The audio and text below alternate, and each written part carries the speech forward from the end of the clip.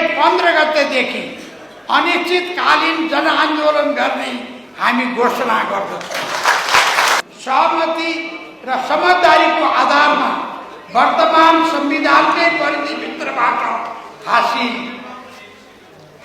हुन्छ।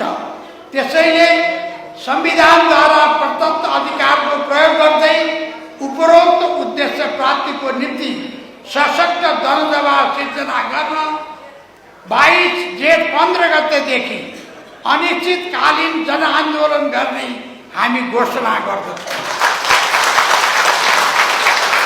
यो आन्दोलनको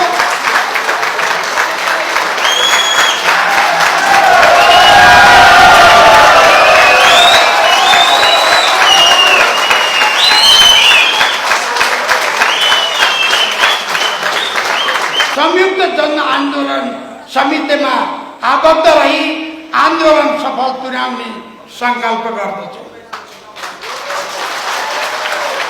हाम्रो समझदारी, हाम्रो आन्दोलन शान्तिपूर्ण हुनेछ। भद्र अवज्ञा र सत्याग्रह आन्दोलनको स्वरूप हुनेछ। हाम्रो आन्दोलन हुने दल वा सरकारका विरुद्ध होइन, निरङ्कुश